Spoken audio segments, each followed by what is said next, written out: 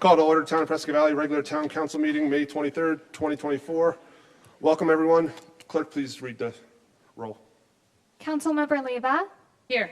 Councilmember Greer. Here. Councilmember Dickinson. Here. Councilmember Hepperly. Here. Councilmember Schumacher. Present. Vice Mayor Hunt.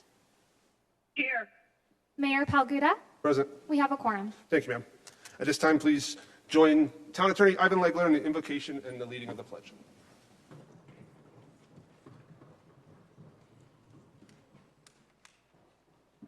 Our Father in heaven, we're so grateful for the opportunity to meet together this afternoon. We thank Thee for the many blessings that allow us to do so. Father, please bless us that we may have Thy Spirit to be with us and be guided as to the things that we do and say.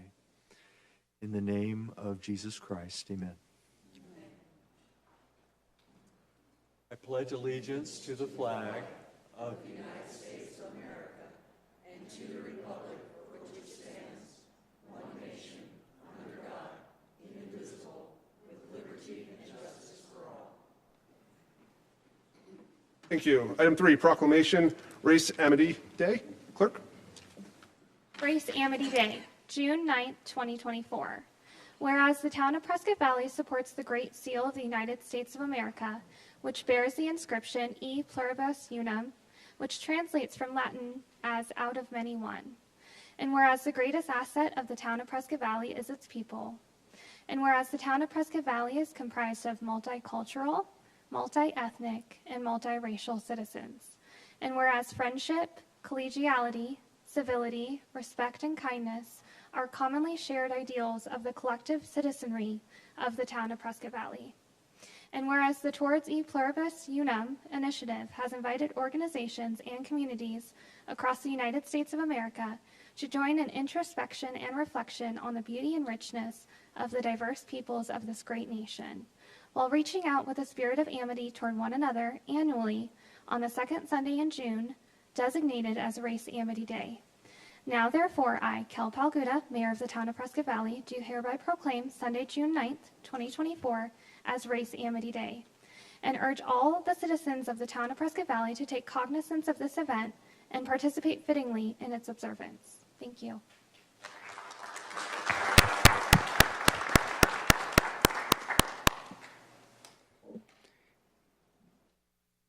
We wanted to thank the mayor and the town council for issuing this proclamation. This is the first time in over 3 years that we've been able to have something in person, which will be on June 9th at the Mountain Valley Park. And it will be from 1 to 4 in the afternoon. Everyone is welcome. And again, we thank you for inviting us and doing the proclamation.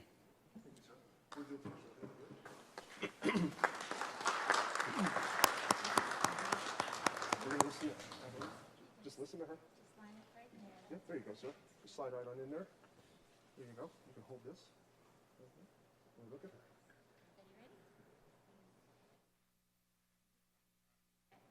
Thank you.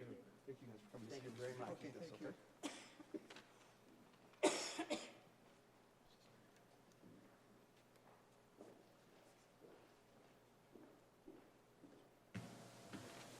Next up, I welcome APS Fire Mitigation Presentation. Sir or not Robbie. Robbie's here in support. Welcome, sir. Good evening, Mr. Mayor, Council. My name is Pat Frere. I'm the construction supervisor for the Prescott District of APS. Just wanted to present this evening. May is Wildfire Awareness Month and Preparedness Month. So we are here to talk about how APS is preparing for this upcoming fire season. At APS, reliability and safety are number one for us.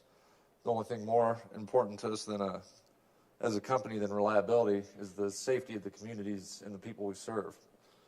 In 2023, Arizona experienced over 1,500 fires that burned over 200,000 acres. Because of our vast service territory, about 1 in 3 of these fires started close enough to impact our infrastructure, which can cause reliability issues to our system. So we do what we can to protect our system and keep the lights on for our customers. As we continue to focus on safety, we have a comprehensive fire mitigation plan that addresses how we prevent, mitigate, and respond to these emergencies. Prevention includes a comprehensive vegetation management program, detailed line patrols using ATVs, drones, helicopters, whatever we need to make sure the system's not going to be the cause of an issue. We also utilize our troublemen and our linemen to patrol these lines by foot. In the Northwest Division in Yavapai County, APS patrols over 1,900 overhead feeder miles. We inspect over 38,000 miles of power lines to clear vegetation throughout the state, and we use advanced technology to troubleshoot issues quickly, which help reduce the length of outages. So in our toolbox, we use fire mitigation. During fire season, we change our operation protocols so that if a line has a fault before the power is turned back on, we ensure that our first responders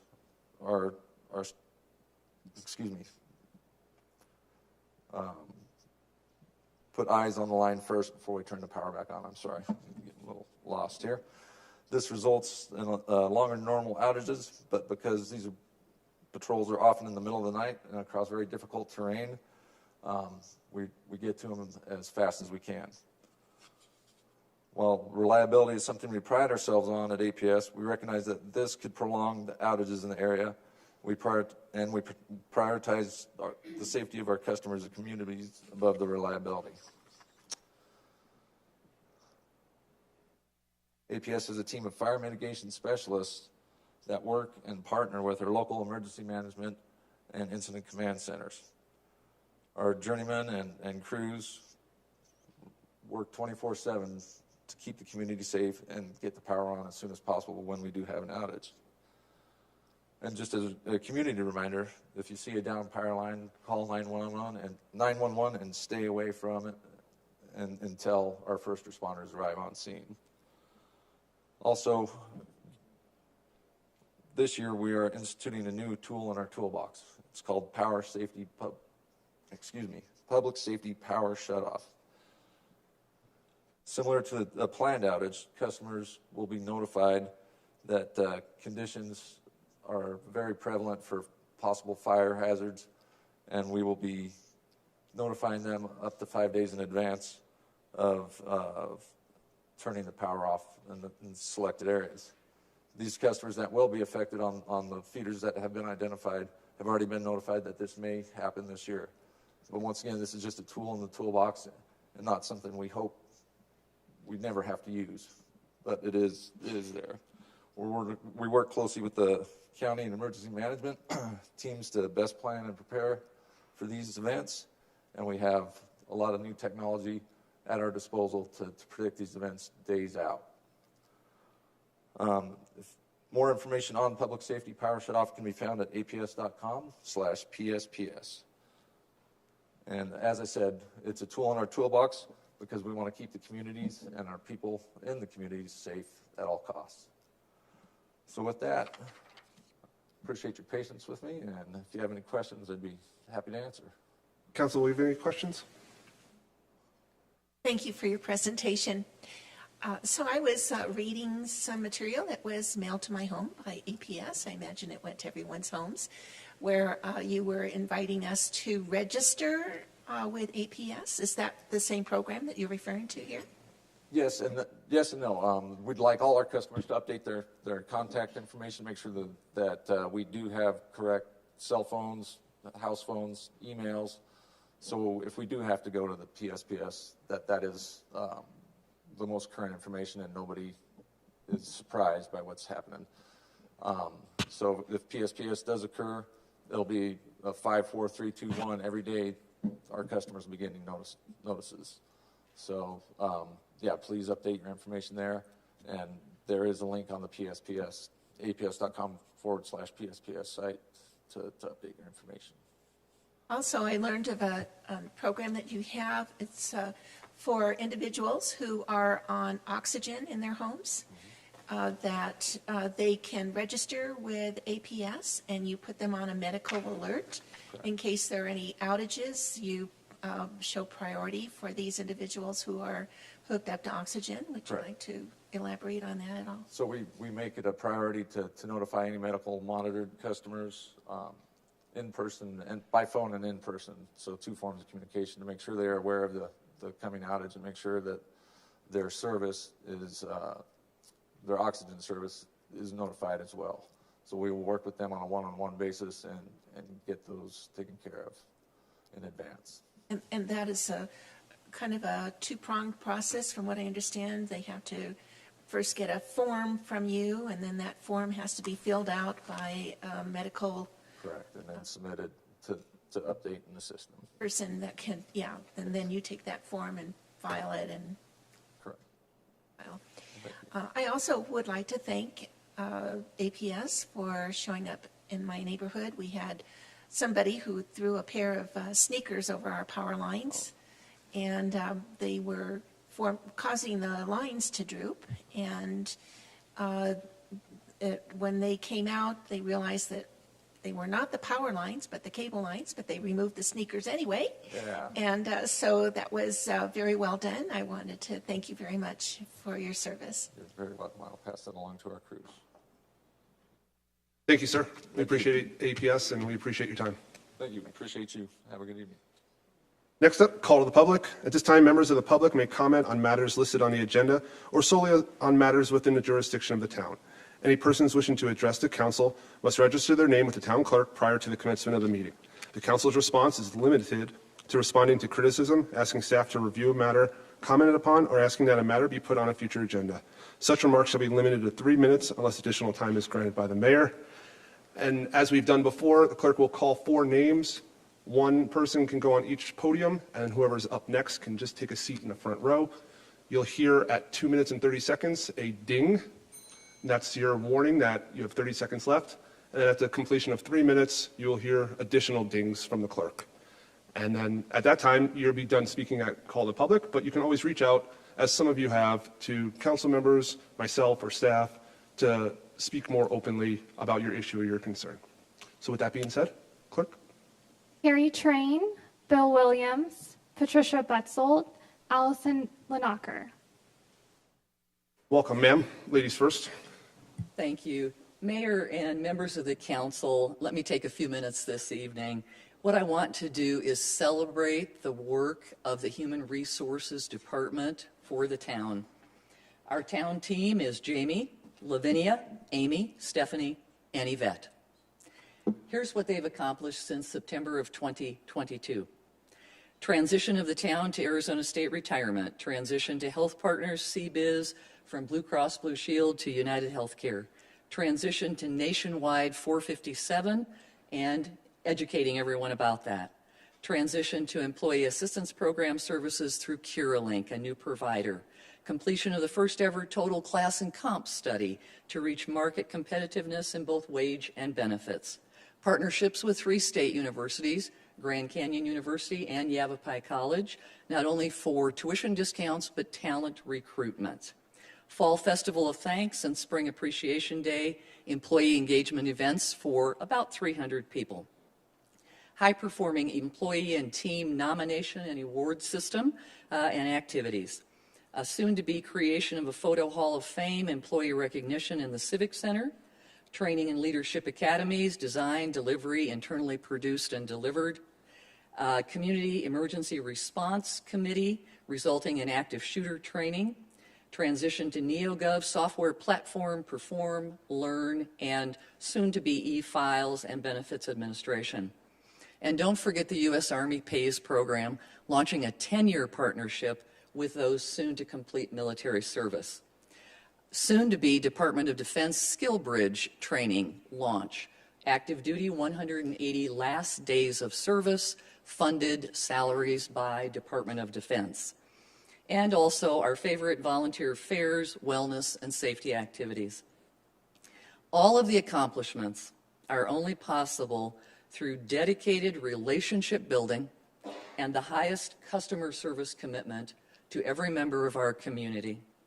Our community is so fortunate to have this team. Prayers and thanks to all of them from me and to each of you. Thank you. Thank you, ma'am. Ms. Betchel, would you like to go? I believe Mr. Williams was next, but if it's all right, you're already there. No, I'm ready. So Patricia Betzel, 3883 North Fairfax Road in Granville. I'm here to get on record concerning the 3 letters that I delivered to both the council and commission concerning Lakeshore 650, addressing topics including wildlife, water quality, and water quantity. And just wanted to help remind the public about the situation about our wildlife, specifically the pronghorn. And the town clerk has packets that we've actually, the people who live adjacent to that Aqua Fria where it crosses Lakeshore Drive, have been documenting these animals there. So each of you have your own pile. Each of those photos is different.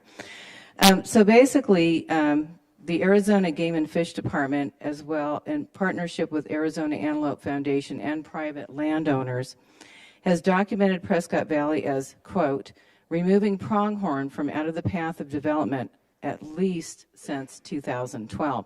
That includes Glassford Hill. Lakeshore 650 is now the largest concentration of American pronghorn that we have in the Prescott Valley vicinity. And if the town council and commission approve the current updated slides that were presented on April 8th, they will be responsible for making the American pronghorn extinct in our town and much of the valley. Some of you may know that we had pronghorn right here on this piece of property that we're standing in at this moment. So basically the updated slide deck truly interprets the word corridor, strictly speaking, like a corridor in a hospital.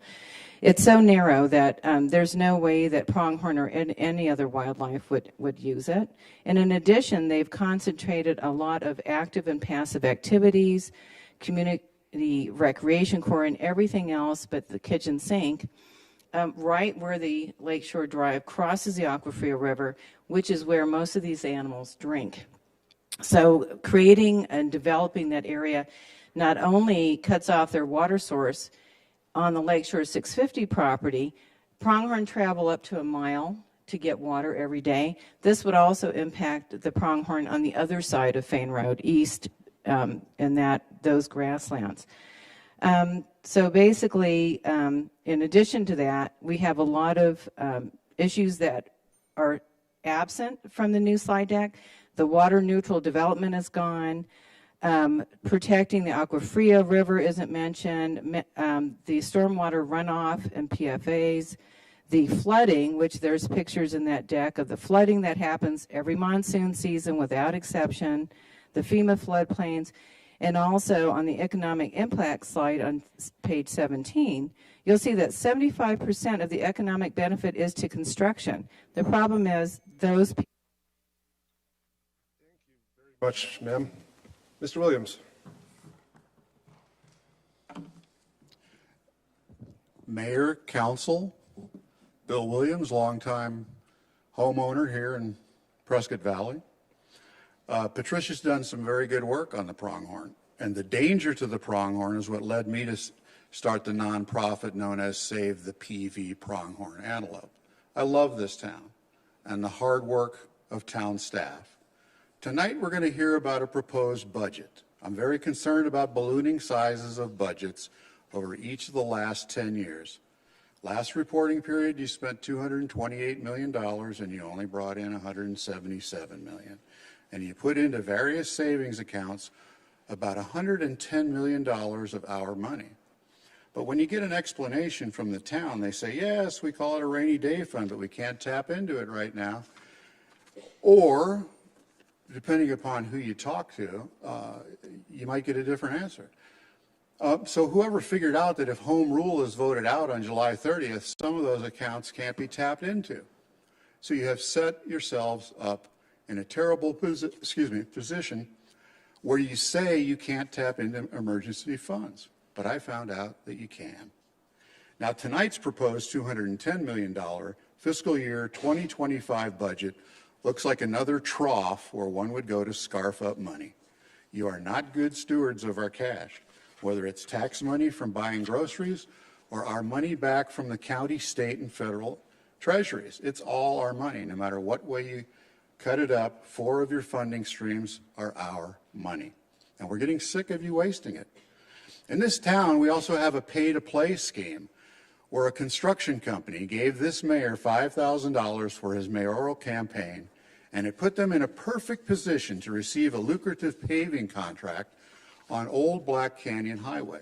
And wouldn't you know, they were out there yesterday fixing potholes in the 1-year-old pavement, not far from the mayor's 2 different $1 million homes there on Old Black Canyon Highway. Another thing I thought I saw on the agenda is town lawyer Ivan Legler hiring his lady friend from Connecticut to be a paralegal for a new, larger salary. Mr. Williams, I'm going to stop you there. You know the rules. Don't direct your comments directly at staff. If you want to attack me, that's fine. But the men and women up here don't I'm not deserve you. directing it. I'm saying a Let them out. fact that I'm presenting to the council. I'm letting you know. You can speak to the council and staff as a whole. Thank you. Okay, then I'll speak to the council. So what it appears to be happening is that your town lawyer is going to get his paralegal. She worked as a remote paralegal when she was living far, far away. But that was at a time we had paralegals who graduated from Yavapai College who were looking for work.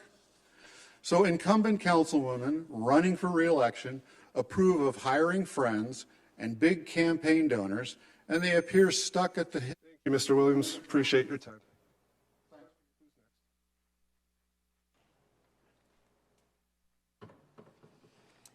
Welcome, ma'am. Hello, my name is Allison Leneker. I'm the Executive Director of the Coalition for Compassion and Justice. I was also on the Attainable Housing Task Force for Prescott Valley and a longtime Prescott Valley citizen.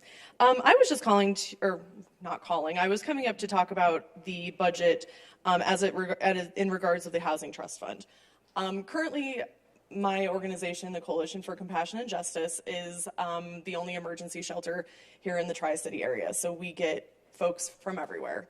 I can tell you right now that over 50% of my shelter is full-time employed. The other 50% of my shelter is over 65 and disabled. This week alone, every single night I've had to turn away over 10 people with no place to go and a full day's work ahead of them. As part of our Attainable Housing Task Force, we talked a lot about a housing trust fund. I have learned through developing true affordable housing, attainable housing, workforce housing, it's all the same. Through developing true affordable housing, I have realized that the only way that we are going to do this is with the help of developers. Nonprofits cannot survive without a partnership with our developers. The Housing Trust Fund will allow developers who either have a heart for this work and or see the value of attainable, affordable housing to make it easier on us to be able to get through the red tape. Also, our fees are lessened. We are not able to do this as a nonprofit alone without that assistance. I just wanted to kind of come up and speak about this and kind of shed some light on what we are seeing. I am not the only nonprofit that is seeing this. I know that we have other nonprofits that are seeing exactly the same thing as we are. Those people who are experiencing homelessness and who need affordable housing are not the stereotypical drinking out of a paper bag, pushing a shopping cart, or panhandling. These are hard-working citizens of Prescott Valley and surrounding areas. We are seeing our workforce struggle because they can get folks here for the industries, but those folks cannot afford to live here. Hence why we have folks who work at Superior, MI, who are living in their vehicles. The Housing Trust Fund is so important in us being able to obtain affordable housing and being able to develop this. And I just wanted to thank you for your time. Thank you, ma'am. Clerk, is there anyone else? Randy Vosberg and Mike Kimmel.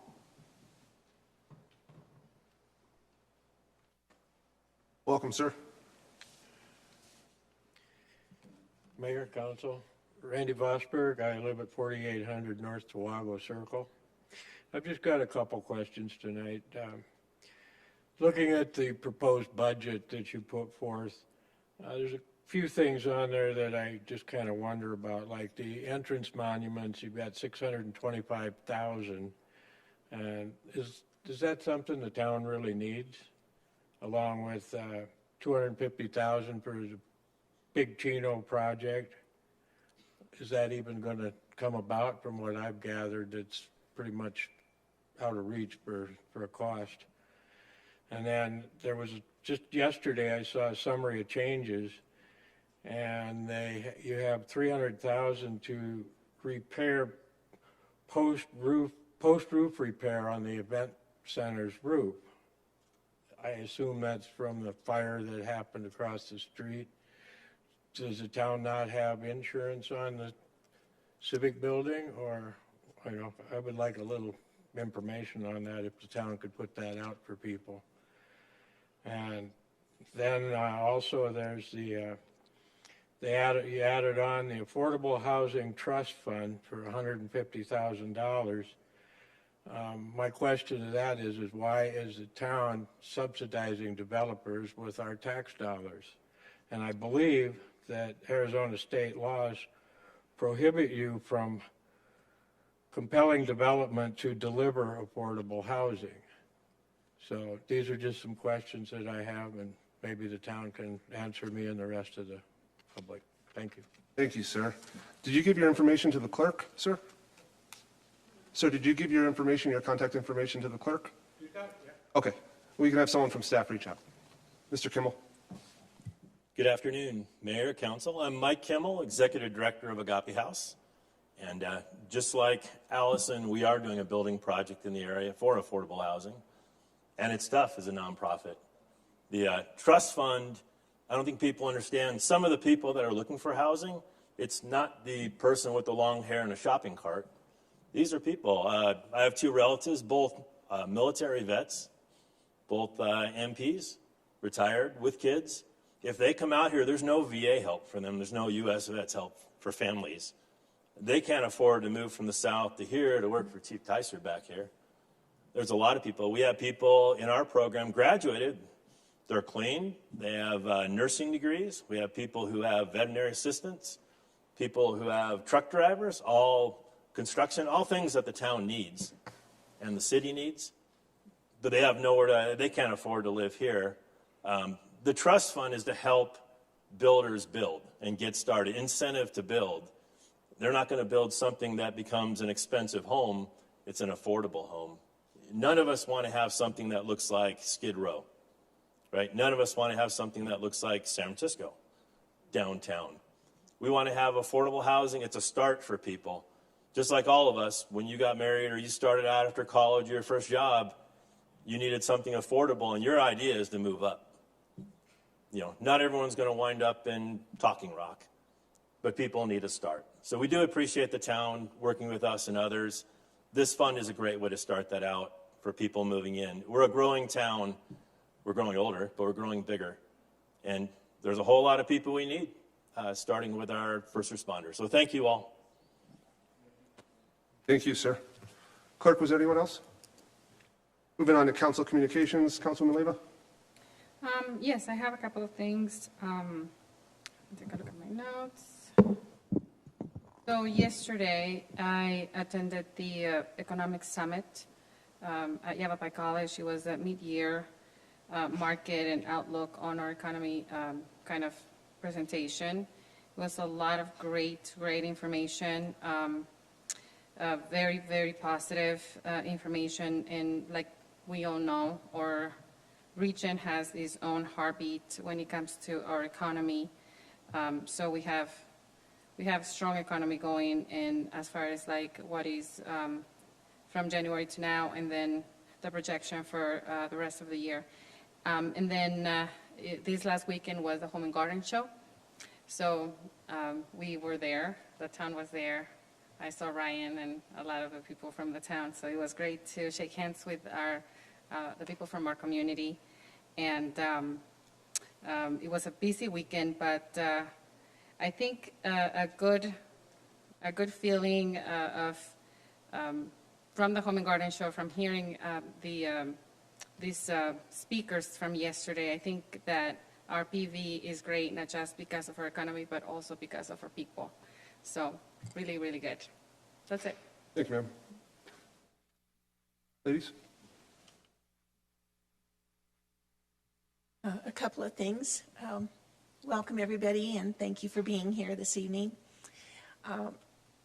I wasn't planning to say this. However, the words that were presented by Mr. Williams here were very offensive, not only to our attorney, Mr. Legler, but also to the rest of us. The paralegal that we are considering renewing her contract this evening has worked for our town for many, many years. She did move back east, but she has moved back to the area. And his words inferred that there was something seedy going on as a lady friend with our attorney. And I know him as a very strong family man, very committed to his job and very committed to our town. And those words were very offensive. And I hope that you will understand that we have, as individuals here at the council and on our staff, we have very respectable individuals, very educated, and very much family people. And when you comment, when those kind of comments are said, they don't only affect us, they affect our families too. And I just wanted he doesn't need me to stand up for him, but I am. Also, I wanted to thank those of you that are listening and those of you in the audience for your response. I lost my mother on April 4th, and I've received just numerous phone calls and cards and concern for my welfare, and I wanted to thank all of you in a public way because there's no way that I can do it privately. There was just so much, and I so appreciate all of it. Thank you so very much. Councilwoman? Well, last Saturday we started our concerts on the Green, and I hope everybody's going to attend them. The next one is June 15th with Carpetbag Brigade and Scandalous Hands. It's a lot of fun. Hope you all will come and join us. Mr. Davidson? No report, Mr. Mayor. Moving on, item 8, consent agenda. All matters listed under the consent agenda are considered routine by the town council and will be enacted by one motion. There will be no separate discussion of these items. If discussion is desired, that item will be removed from the consent agenda and will be considered separately. Council, can I get a motion for a consent agenda?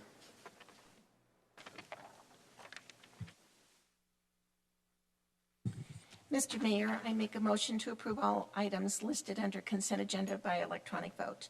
I second. Clerk, please call the vote. Vice Mayor Hunt, how do you wish to vote? Yes. Councilmember Schumacher? That passes unanimously, Mayor. Thank you. Moving on to 9A, annual MOU with the PVPOA, consideration and possible action. Mr. Davidson. Mr. Mayor, members of the council, every year we go through what's called a meet and confer process with representatives of the Prescott Valley Police Officers Association. And this year I'd like to recognize we have a representative from the leadership team, and it's Corporal Luke Reynolds, who's here. So if there are any questions from council, I know he probably doesn't want to get up and address those questions, but he is here. But I want to highlight a few things. We made some minor modifications to the agreement that we have with the Police Officers Association. First was a slight adjustment with shift differential. So we expanded the hours that are covered, and we also increased the actual rate. We want to make sure that we are competitive with other jurisdictions, not only in the region, but around the state. And so this is a movement in that direction. And then the second item that we negotiated and agreed to was some additional pay for officers that are providing bilingual skills, primarily Spanish language skills. Oftentimes, and through all shifts, some of our officers get called out to be able to translate. And so we want to make sure, again, that we're appropriately compensating the officers for their skill set in that regard. I'll take any questions, but those were the two primary highlights. There were some other items that are actually embedded into the overall town policies that were already approved by the town council, but these are the ones that specifically affected the memorandum of understanding. Council, do you have any questions for Mr. Davidson? Corporal, you want to add anything? No, sir. Thank you. All right, perfect. I'll entertain a motion. Mr. Mayor, I'd like to make a motion to approve the annual MOU, Memorandum of Understanding with the Prescott Valley Police Officers Association, PVPOA, for fiscal year 2024-25 by electronic vote. I second it. Clerk, please call the vote. Vice Mayor Hunt? Yes. That passes unanimously, Mayor. Thank you, ma'am. Item 9B, tentative town budget, fiscal year 2024-25. Ms. Morris, welcome. Thank you. Good evening, Mayor, Vice Mayor, and members of council.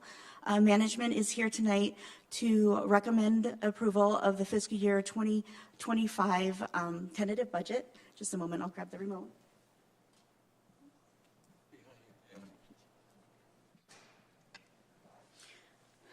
If you recall, on May 2nd, we had a budget study session. At that time, the proposed budget was $205,671,726. Since that time, we were able to do some adjustments based on refining estimates, determining, what else was outstanding, that type of thing. So today we are presenting you with a tentative budget of $210,801,417. And just to kind of walk through the summary of changes, there was some input during the work session, and so we added $150,000 for the Affordable Housing Trust Fund, and then we had $15,000 for the commercial industrial site visits. We also, as mentioned earlier, we did add $300,000 for roof repair for the event center from the Legato fire.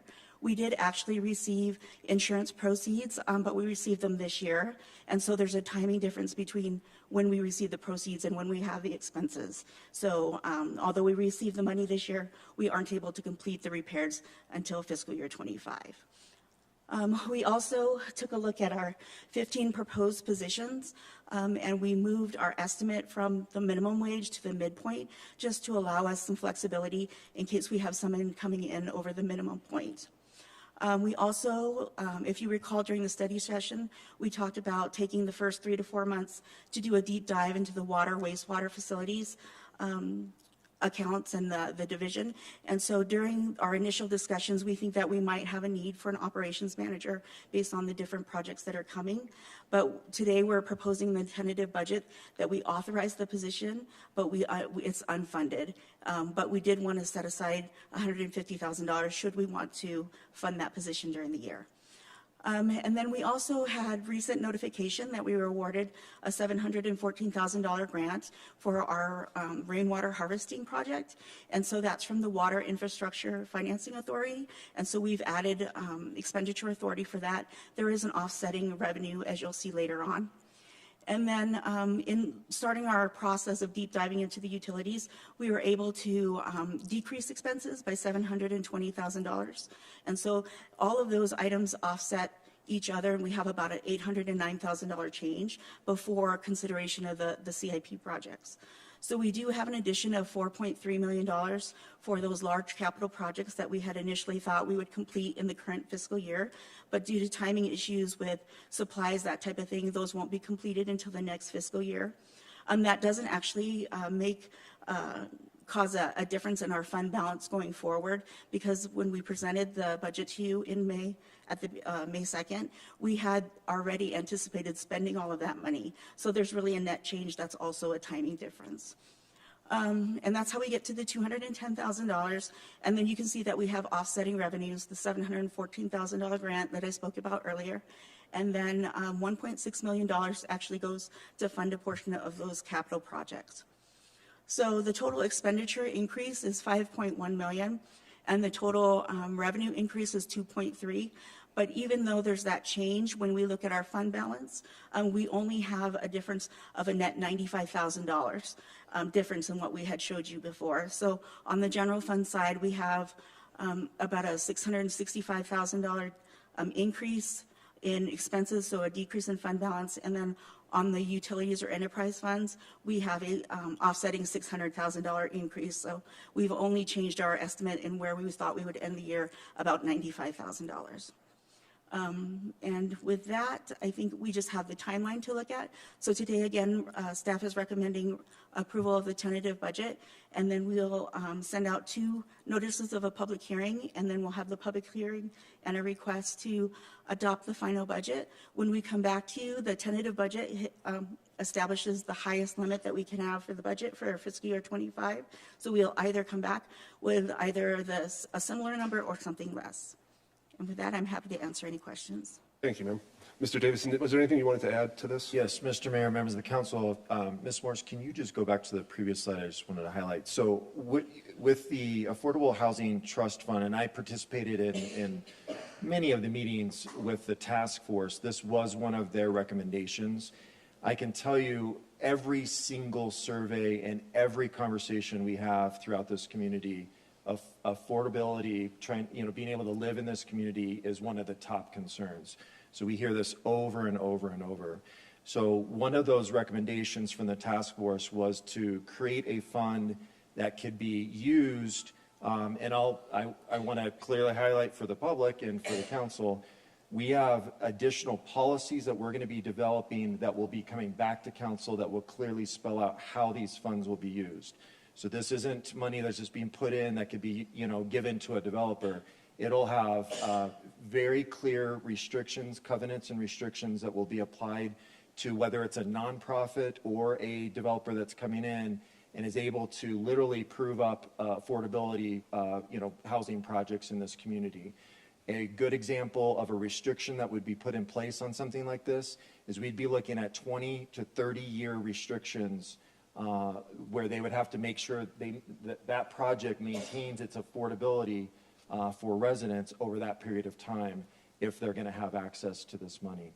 And what this is to help to reduce costs. It's not a transfer to a developer.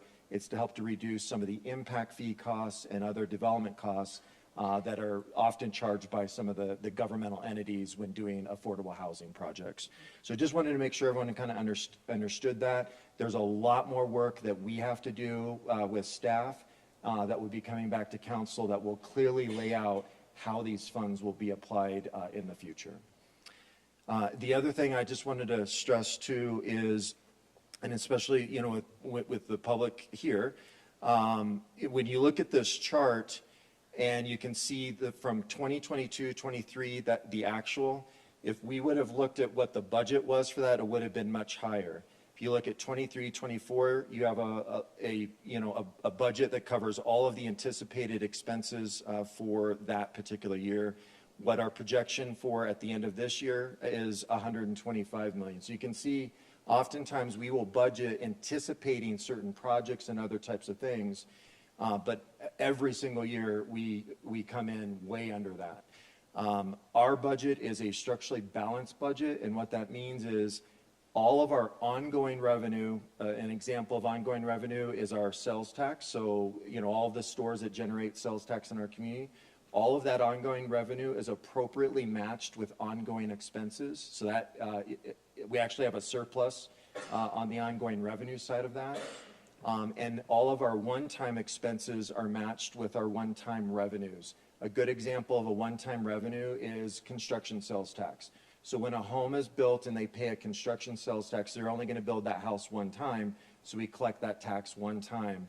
That money is used for capital items, which again, we're going to build a road one time or a facility one time. So all of that is equaled out. When you see that that there's a greater expenditure overall, what we're doing is we're utilizing some of our reserves, which we've saved up for. So just like in our own home, we have savings account. So we save up over time, and then we strategically use those funds to do road repairs, park repairs, various different capital projects that are embedded within this project. So With that, if there's any questions, I can.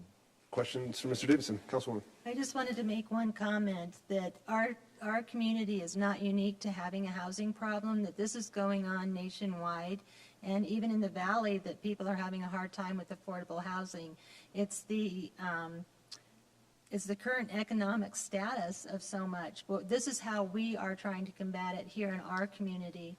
When we go to the League of City of Towns, and that's another one is coming up. Every time I've gone for the last 6 years, I've had comments come up to, with people coming up to us as a council and saying how we are a model city. This is something to be proud of. This is something we've all attained, you as citizens and us as your council members. We're all working together for all these different problems that we're trying to combat. We're trying to make it be a better place to live for everyone. And so I just kind of wanted to bring that up because so much is going on right now that it sounds like we're not doing our job. And that's not true. We're working really hard for every single problem that we face, whether it be fentanyl or shortage of housing. So even when we're having more housing be built and people can move up, that used to be the goal, is that you started with a starter home and you moved up as you were able. The current economy is by supply and demand. And we don't set the market sets itself. So that's just something I wanted to bring up, and thank you, Mr. Davidson, for your great explanations, because sometimes things get taken out of context and then people run with that, and that may not be the truth. So I just wanted to bring that up. Thank you very much. Any other questions or comments? Councilwoman. I attended a Rural Transportation Advisory Council meeting, which is a subcommittee from the Central Yavapai Metropolitan Planning Organization. And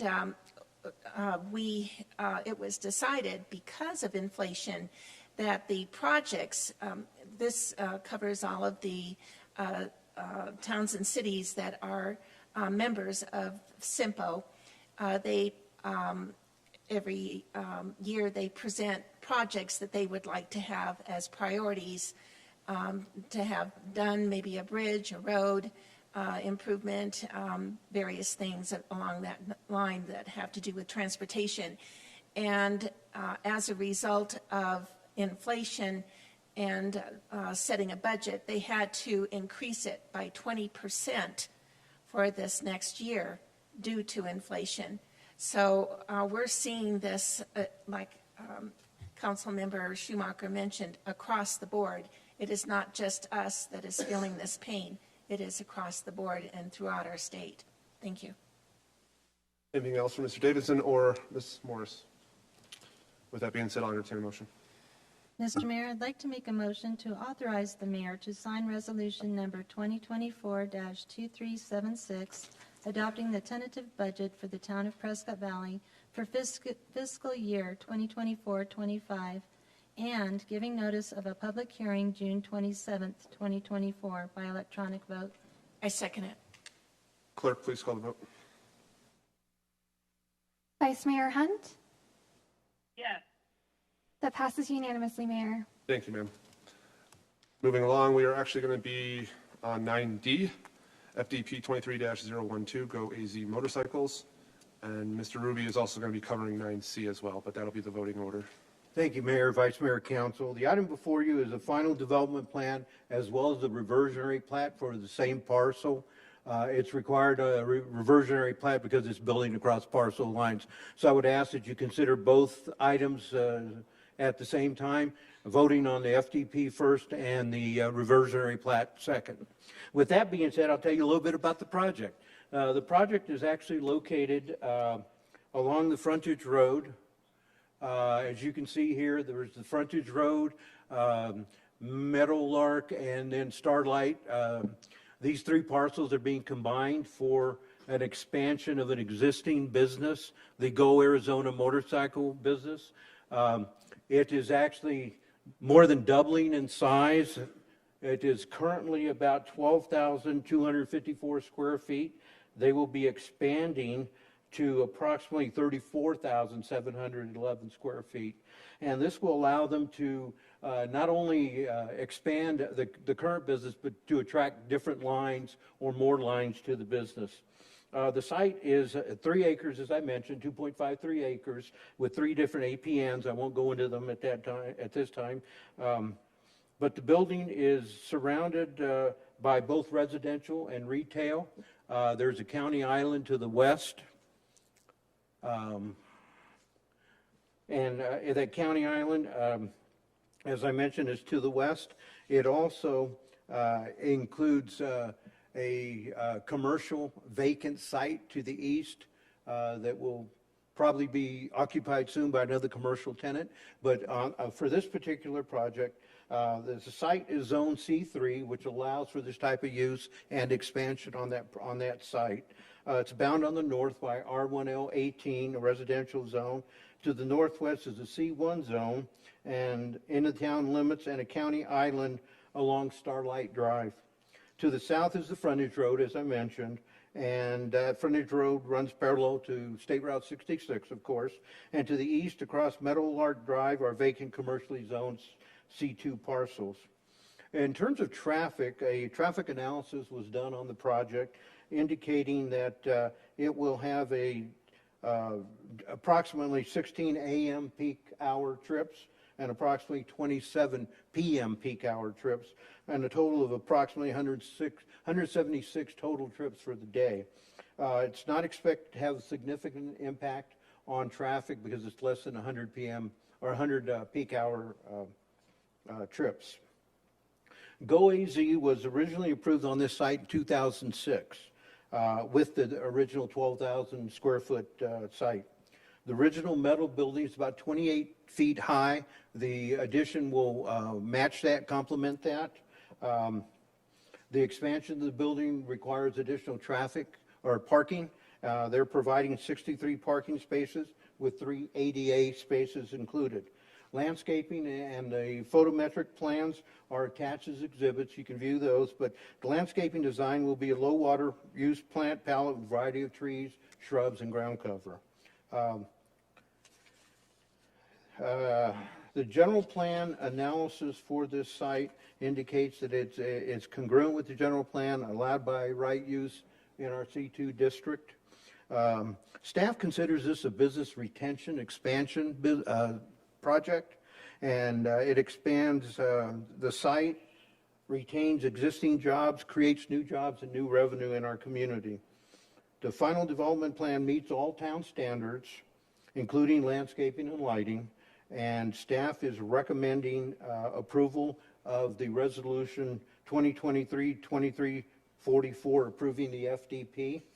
And moving on, the reversionary plat is required, as I mentioned, because they're building across property lines, so they're merging the 3 parcels into one. And that is the second item that you have for tonight. I'd be glad to answer any questions, or I guess I should tell you about the site plan. Again, it's bound on 3 sides, Meadowlark, frontage, and Starlight. There will be an L-shaped driveway with traffic on frontage, and on Meadowlark, there will be no traffic on Starlight. This is the landscape plan. It shows intensive landscaping on all 3 public roads that it is located on. To the north is a R1L18 district. These are some of the building elevations that were put together for the project. I'd be glad to answer any questions if you have them. The agent for the applicant is here, Jay Jolly, the architect, as well as the owner, I believe, is in the audience, and they'd be glad to answer any questions if you have them at this time as well. Council, we have any questions for Councilman Epperly? Did that traffic study, those numbers on the traffic study, was that much of an increase of what they're already seeing? Councilmember Hepperly, not necessarily, because they are taking over a site where there was an adjacent mobile home dealership. So those traffic numbers go away and these are added in. So it's not added a significant amount of traffic pursuant to the TIA. Okay, thank you. Mm-hmm. Councilman Leyva. So just, I guess, thank you for investing on upgrading your building and expanding your business. I bought my razor from you guys, and I think this sport, off-roading is huge in our area, so I think it'll be a good thing. Anything else?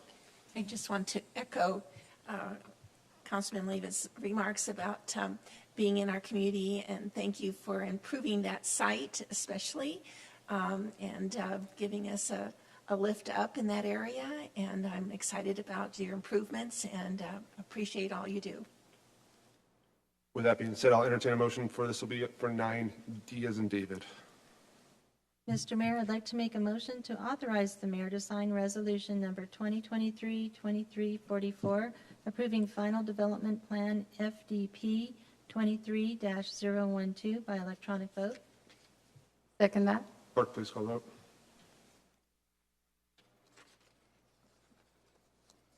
Vice Mayor Hunt? Yes.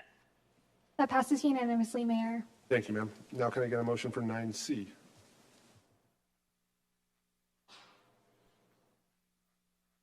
Mr. Mayor, I'd like to make a motion to approve revisionary plat RP 23-003 to combine lots at 6500 East State Route 69 by electronic vote.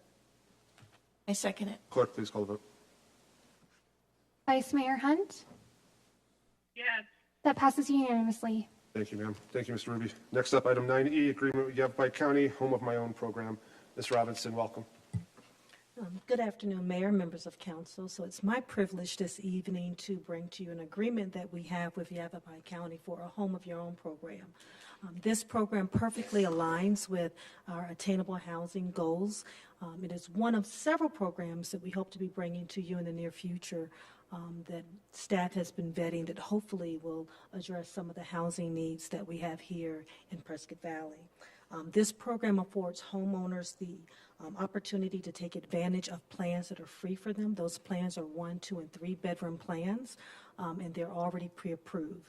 By doing this, it actually reduces the cost and the time it takes for someone to build a home on their own property.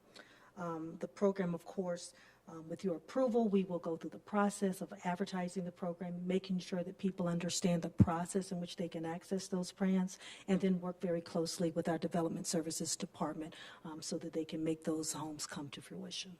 I'm available to answer any questions that you may have. Questions for Ms. Robinson? So this is a strategy basically with a set of plans that are already approved. Yes, sir. And they can just pick and choose from that, make it a little There are easier. about 6 plans right now that I think Yavapai County currently has, and they can pick from any of those 1, 2, and 3 bedroom plans. They've already been pre-approved, architect stamped, everything. So it just reduces the amount of time it takes to do that. They still have to go through all the zoning and everything else that's required, but at least it reduces the time it takes to get the actual plans approved. I just ask that we get staff to be able to put it on our website somewhere on there where they can pick and choose, or at least look at what the options are. Absolutely. So we will be working very closely upon approval tonight with our communications department so that we can make sure that, one, yes, they can access those plans through Yavapai County's website, but as well as understand the process internally to be able to get the zoning approvals and other things that they still may need to do. Great, thank you, ma'am. Any questions? Being said, I'll entertain a motion. Mr. Mayor, I'd like to make a motion to approve an agreement with Yavapai County to participate in a Home of My Own PV Edition program, affording residents the option to utilize pre-approved house plans that reduce costs and time to build single-family dwellings by electronic vote. I second it. Clerk, please call the vote. Vice Mayor Hunt? Yes. That passes unanimously, Mayor. Thank you, ma'am. Last item, 9F, opioid settlements funds, fiscal year 24-25. Chief, welcome. Thank you, Mayor. Good evening, Mayor, Vice Mayor, Town Council. Privileged to be here tonight. Tonight I'm speaking about the Yavapai County Community Health Services opioid settlement funds that the town received. We received 2 checks for this year, totaling $225,470.32. That was a significant increase than what we received the previous year, which was $98,000 and some change. It's going to fluctuate from year to year, but this year it was a larger number that came in.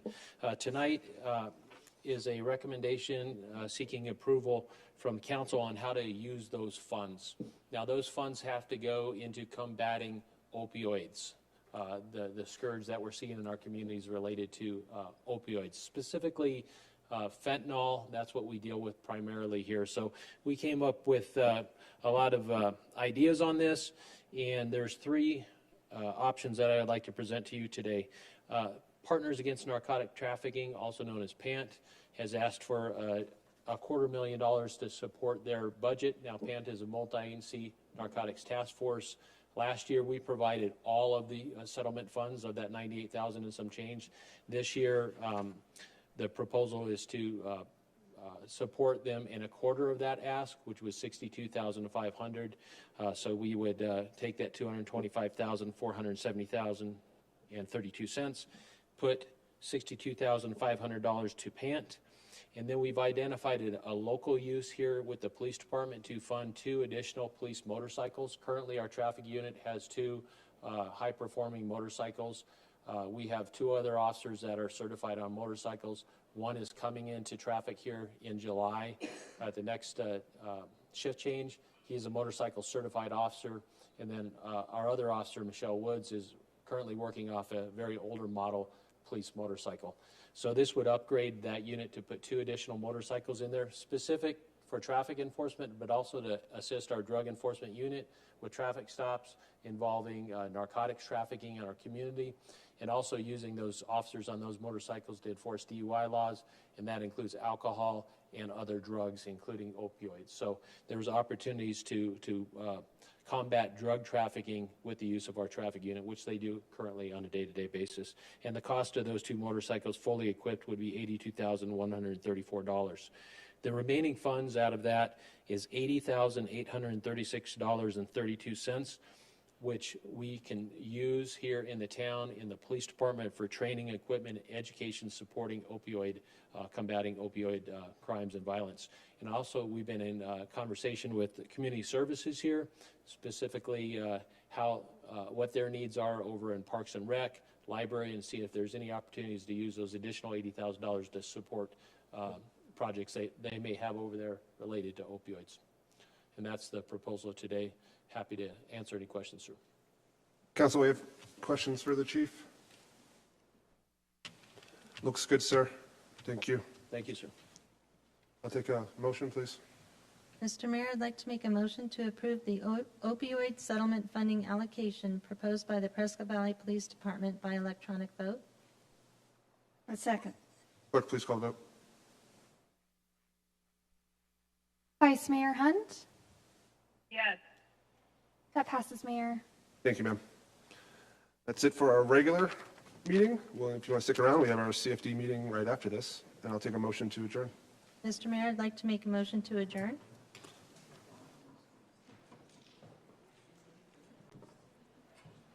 I second it.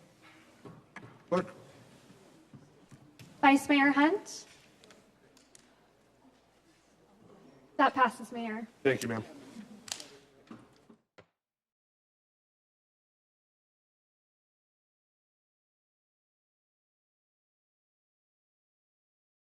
Second. All in favor, say aye. Aye.